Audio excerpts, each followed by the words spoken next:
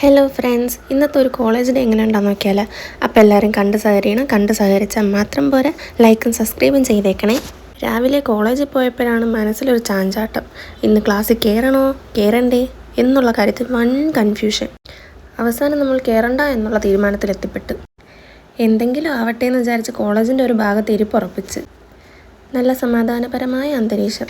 അങ്ങനെ ഇരുന്നപ്പോഴാണ് കൂട്ടത്തിൽ ഒരാളുടെ മനസ്സ് വീണ്ടും ചാഞ്ചാടുന്നു. ബാ ക്ലാസ്സിൽ കയറാമെന്ന്. കൊള്ളാം, നമ്മളോടാ. അതിനെ അടിച്ചൊതുക്കി ഒരു മൂലക്കിരുത്തിയിട്ട് അടുത്ത നമ്മളുടെ പരിപാടി ഞം കഴിക്കലാണ്. ഇതുപോലെ സ്നേഹത്തോടെ വാരിത്തരുന്ന ഫ്രണ്ട്സ് നിങ്ങൾക്കുമുണ്ടോ? ഇത് സ്നേഹം കൂടിപ്പോയിട്ടൊന്നുമല്ല, ഞങ്ങൾക്ക് കൈ കഴുകാനും വാരി കഴിക്കാനും മടിയായിട്ടാണ്. ആ ഒരുള്ള പുട്ട് തിന്നതിൻ്റെ വില ഇവിടെ ഒരുത്തി ഒരു പഴത്തിനോട് കാണിക്കുന്നുണ്ട്.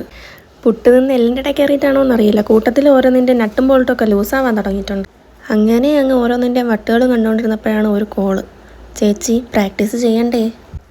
ശരിയാണ്, നമ്മൾ വന്ന കാര്യം മറന്നു. അങ്ങനെ പ്രാക്ടീസ് എന്ന ലക്ഷ്യത്തോടെ നമ്മൾ ഗ്രൗണ്ടിലേക്ക് വെച്ച് പിടിച്ച് നോക്കിയപ്പം പാവം പിള്ളേർ എന്നെയും കാത്തവിടെ നിൽക്കുന്നു. അപ്പം ഇവിടെ പിള്ളേരൊക്കെ ഓണാണ്, പ്രാക്ടീസൊക്കെ നല്ല തകൃതിയായിട്ട് നടന്നുകൊണ്ടിരിക്കുകയാണ്. ഇത് കഴിഞ്ഞിട്ട് വേണം ഇനി അടുത്ത പ്രാക്ടീസിന് പോകാൻ. പ്രാക്ടീസോട് പ്രാക്ടീസ്. പിള്ളേരെ ഡാൻസൊക്കെ കണ്ടില്ലേ, ഫുൾ ഓണാണ്. ഇവിടെയും തകൃതിയായിട്ട് അത് നടക്കുന്നുണ്ട്. ഡാൻസ് കണ്ട് വിജൃംഭിച്ച് നിൽക്കണ ഒരാളെയാണ് നിങ്ങളിപ്പോൾ കാണുന്നത്.